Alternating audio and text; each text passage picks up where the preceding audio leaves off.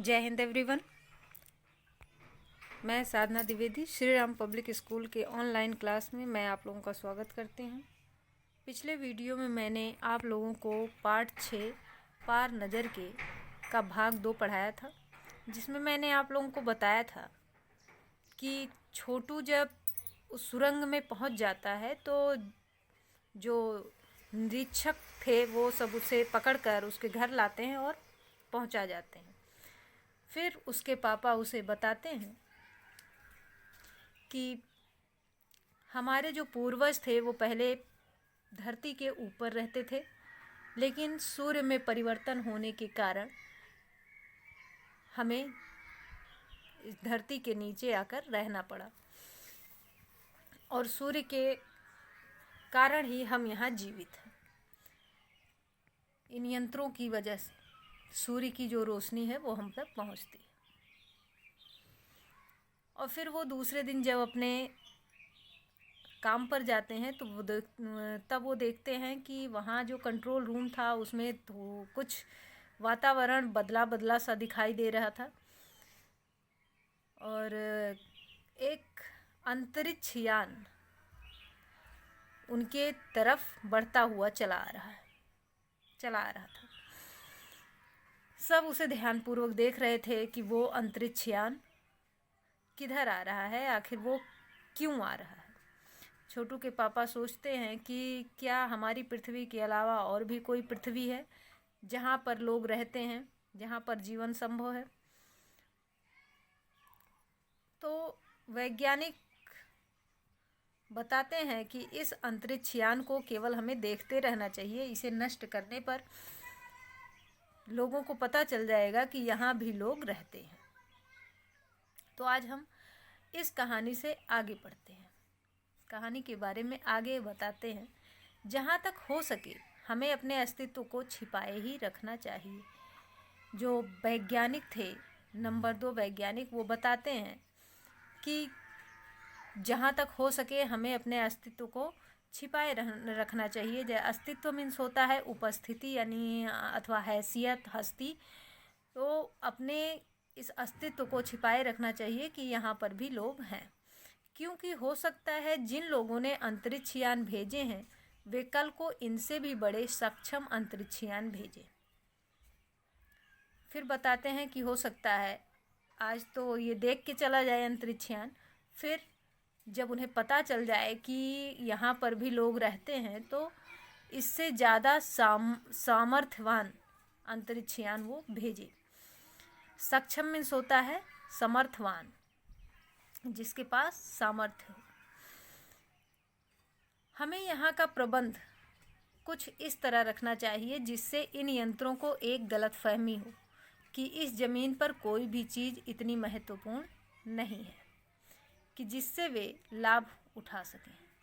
फिर वैज्ञानिक बताते हैं कि हमें अपना जो प्रबंध यानी इंतज़ाम इस तरीके से करना चाहिए कि जो यंत्र आ रहे हैं अंतरिक्ष यान में उन्हें गलतफहमी हो जाए।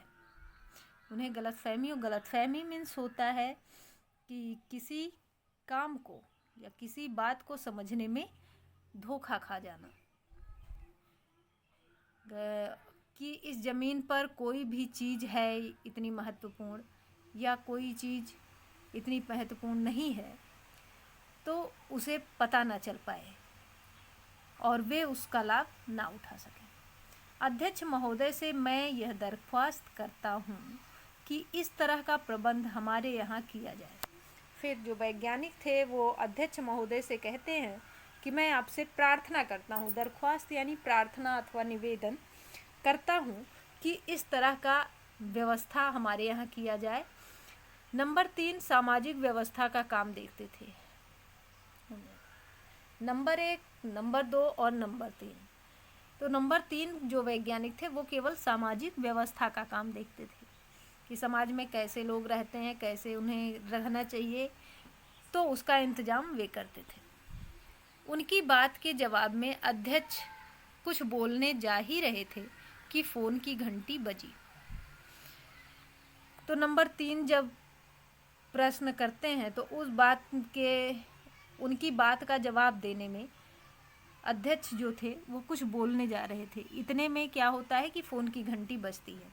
अध्यक्ष ने चोंगा उठाया, यानी अध्यक्ष जो थे वो फ़ोन उठाते हैं। 1 मिनट बाद सभा को संबोधित करते हुए उन्होंने कहा, भाइयों, अंतरिक्ष यान क्रमांक 1 हमारी ज़मीन पर उतर चुका है। फिर अध्यक्ष महोदय बताते हैं कि लोगों को संबोधित करते हैं। संबोधित करना मीन्स होता है आकृष्ट करना है या किसी चीज़ का ज्ञान देना। तो वो लोगों को बताते हैं, लोगों को ज्ञात कराते हैं कि भाइयों, जो अंतरिक्ष यान था, अंतरिक्ष यान क्रमांक 1, जो अंतरिक्ष यान था क्रम संख्या 1, क्रमांक मीन्स होता है क्रम संख्या, वो हमारी जो ज़मीन है उस पर उतर चुका है। वह दिन छोटू के लिए बड़ा ही महत्वपूर्ण दिन था। वहाँ पर छोटू भी था, तो छोटू के लिए जो वो दिन था वो बहुत ही महत्वपूर्ण था, बहुत ही उसे अच्छा लग रहा था। पापा उसे कंट्रोल रूम ले गए थे। उसके पापा जो थे उसे कंट्रोल रूम ले गए थे।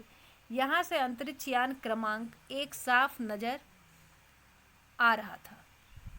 तो जो क्रमांक 1 का जो अंतरिक्ष यान था, क्रम संख्या 1 का अंतरिक्ष यान जो था वो कंट्रोल रूम से पूरा साफ दिखाई दे रहा था। कैसा अजीब लग रहा है, इसके अंदर क्या होगा पापा? छोटू ने पूछा। छोटू अपने पापा से कहता है कि ये कितना अजीब लग रहा है, अब बताइए कि इसके अंदर क्या होगा। जैसे बच्चे पूछते हैं देख करके कि ये क्या है, कैसा है, क्यों है, तो ऐसे ही छोटू भी अपने पापा से प्रश्न पूछता है। अभी नहीं बताया जा सकता, दूर से ही उसका निरीक्षण जारी है। उसके पापा बताते हैं कि अभी मैं इसके बारे में कुछ नहीं बता सकता, केवल इसे दूर से ही देखा जा रहा है। उस पर बराबर हमारा ध्यान है और उसके हर अंग पर हमारा नियंत्रण है। फिर उसके पापा बताते हैं कि उसे हम बराबर ध्यान से देख रहे हैं, उसका जो एक भी क्रियाकलाप है वो हमारी नज़रों से छूट नहीं रहा है। उसके हर अंग पर, हर भाग पर हमारा जो है नियंत्रण है। नियंत्रण मीन्स होता है वश में रखना, तो उस पर उनका वश है। वक्त आने पर ही हम अगला कदम उठाएंगे। फिर बताते हैं कि जब समय आएगा तब हम अगला कदम उठाएंगे। छोटू के पापा ने बताया, छोटू के पापा ने ये सारी बातें छोटू से बताई। उन्होंने छोटू को एक कंसोल दिखाया जिस पर कई बटन थे। छोटू के पापा ने छोटू को एक कंसोल मीन्स होता है एक वैज्ञानिक यंत्र, तो उस वैज्ञानिक यंत्र को दिखाया। उस पर कई बटन थे। जब अंतरिक्ष यान से एक यांत्रिक हाथ बाहर निकला, हर पल उसकी लंबाई बढ़ती ही जा रही थी।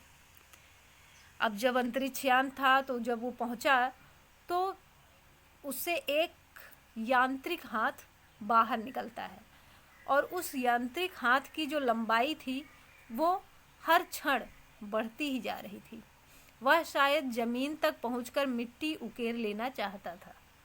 वो शायद ज़मीन पर पहुंचकर उसकी मिट्टी को खोदना चाहता था, खोद कर लेना चाहता था। सब लोग स्क्रीन पर दिखाई दे रही अंतरिक्ष यान की इस हरकत को ध्यान से देख रहे थे, सिवाय एक की। उसका ध्यान कहीं और ही था। वहाँ पर जितने लोग भी थे वे सभी लोग उस कंप्यूटर के स्क्रीन पे, उस यंत्र के स्क्रीन पे ध्यान से देख रहे थे कि अंतरिक्ष यान से जो हाथ निकल रहा है अब वो क्या करने वाला है, क्या कर रहा है, अंतरिक्ष यान किधर जा रहा है, कहाँ रुका है। तो सबकी नज़र केवल अंतरिक्ष यान पर थी, लेकिन एक था जिसका जो नज़र था वो कहीं और ही था। वो अंतरिक्ष यान पर नहीं ध्यान दे रहा था। छोटू का सारा ध्यान था कंसोल पैनल पर। जो छोटू था उसका ध्यान कंसोल पैनल पर था, अंतरिक्ष यान की तरफ उसका ध्यान नहीं था। कंसोल का जो एक बटन था लाल रंग का, कंसोल का एक बटन दबाने की अपनी इच्छा को वह रोक नहीं पाया। तो जो कंसोल था उस पर एक बटन लगा हुआ था जिसे वह दबाना चाहता था और अपनी इस इच्छा को वो रोक नहीं पा रहा था। वह लाल लाल बटन उसे बरबस अपनी तरफ खींच रहा था। उस कंसोल पैनल पर लाल लाल बटन लगे हुए थे। तो उस जो लाल रंग का बटन लगा हुआ था वो छोटू को अपनी तरफ खींच रहा था, अपनी तरफ आकर्षित कर रहा था और उसे ज़बरदस्ती वो बटन दबाने की इच्छा हो रही थी। बरबस मीन्स होता है ज़बरदस्ती। और सहसा खतरे की घंटी बजी। सहसा मीन्स होता है अचानक, और अचानक खतरे की घंटी बजती है। सबकी निगाहें कंसोल की तरफ मुड़ी। जितने लोग अंतरिक्षयान की तरफ देख रहे थे वे सभी अचानक कंसोल की तरफ मुड़कर देखने लगते हैं। पापा ने छोटू को अपनी तरफ खींचते हुए एक झापड़ रसीद कर दिया और लाल बटन को पूर्व स्थिति में ला रखा। छोटू के पापा ने छोटू को अपनी तरफ खींचा और एक झापड़ लगाया तो एक थप्पड़ उसको मारा और जो वो लाल बटन था उसको पहले की स्थिति में लाकर रखा। मगर उस तरफ अब अंतरिक्ष यान के उस यांत्रिक हाथ की हरकत सहसा रुक गई थी। यंत्र बेकार हो गया था। लेकिन जो उस तरफ अंतरिक्ष यान से यांत्रिक हाथ निकला हुआ था जो मिट्टी को खोदना चाहता था, उस हाथ को देखा गया तो वो एकाएक रुक गया और जो यंत्र था वो बेकार हो गया था। उधर पृथ्वी पर national aeronautics and space administration NASA द्वारा प्रस्तुत वक्तव्य ने सबका ध्यान अपनी तरफ आकर्षित कर लिया। उस तरफ पृथ्वी पर जो नासा है उसने अपना वक्तव्य प्रस्तुत किया लोगों के सामने, तो सबका ध्यान जो था वो अपनी तरफ उसने आकर्षित कर लिया। मंगल की धरती पर उतरा हुआ अंतरिक्ष यान वाइकिंग अपना निर्धारित कार्य कर रहा है। नासा वाले बताते हैं कि मंगल की धरती पर जो हमारा अंतरिक्ष यान है जिसका नाम है वाइकिंग, वो उतर चुका है और अपना जो निर्धारित जो उसे काम करना है वो कर रहा है। हालांकि किसी अज्ञात कारणवश अंतरिक्ष यान का यांत्रिक हाथ बेकार हो गया है। और ये भी बताते हैं कि लगता है किसी कारणवश अज्ञात यानी अनजान ना जाना हुआ। तो मतलब जिस कारण को हम नहीं जानते उसे अज्ञात कहते हैं। तो पता नहीं किस कारणवश अंतरिक्ष यान का जो यांत्रिक हाथ था वो खराब हो गया, बेकार हो गया है। नासा के तकनीशियन इस बारे में जांच कर रहे हैं तथा इस यांत्रिक हाथ को दुरुस्त करने के प्रयास भी जारी हैं। नासा के जो तकनीशियन थे वो इस बारे में जांच कर रहे थे कि आखिर उस यांत्रिक हाथ को क्या हो गया, वो कैसे खराब हो गया, तथा उस यांत्रिक हाथ को फिर से सही करने में लगे हुए थे, सही करने का प्रयास कर रहे थे। इसके कुछ ही दिनों बाद पृथ्वी के सभी प्रमुख अखबारों ने छापा। जो पृथ्वी के अखबार हैं, प्रमुख अखबार, उनमें छपा। क्या खबर छपी? नासा के तकनीशियनों को रिमोट कंट्रोल के सहारे वाइकिंग को दुरुस्त करने में सफलता मिली है। तो उसमें कुछ दिनों बाद ये पेपर में छपा कि नासा के जो तकनीशियन हैं वो रिमोट कंट्रोल के सहारे से वाइकिंग जो अंतरिक्ष यान है उसको दुरुस्त करने में सफल हो गए, उसको सही करने में सफल हो गए। यांत्रिक हाथ ने अब मंगल की मिट्टी के विभिन्न नमूने इकट्ठे करने का काम आरंभ कर दिया है। जो यांत्रिक हाथ था अंतरिक्ष यान से बाहर निकला हुआ था, वो हाथ भी सही हो गया है और अब वो क्या कर रहा है कि मंगल की मिट्टी के विभिन्न नमूने, मतलब अलग अलग तरीके के जो नमूने हैं, उनको इकट्ठा कर रहा है और इकट्ठा करके रख रहा है। पृथ्वी के वैज्ञानिक मंगल की इस मिट्टी का अध्ययन करने के लिए बड़े उत्सुक थे। पृथ्वी के जो वैज्ञानिक थे वो मंगल ग्रह की जो मिट्टी थी उसका अध्ययन करने के लिए बहुत ही बेचैन थे। उन्हें उत्सुक मीन्स होता है बेचैन। उन्हें उम्मीद थी कि इस मिट्टी के अध्ययन से इस बात का पता लगाया जा सकेगा कि क्या मंगल ग्रह पर भी पृथ्वी की ही तरह जीव सृष्टि का अस्तित्व है। उनको यह उम्मीद थी, उम्मीद यानी आशा था या भरोसा था कि मंगल ग्रह, अब जो मंगल ग्रह से मिट्टी आ रही है उसका अध्ययन करके ये पता लगाया जा सकेगा कि मंगल ग्रह पर भी पृथ्वी की ही तरह जीवन संभव है, जीवन उपस्थित, जीव सृष्टि जो है वो उपस्थिति है। यह प्रश्न आज भी एक रहस्य है।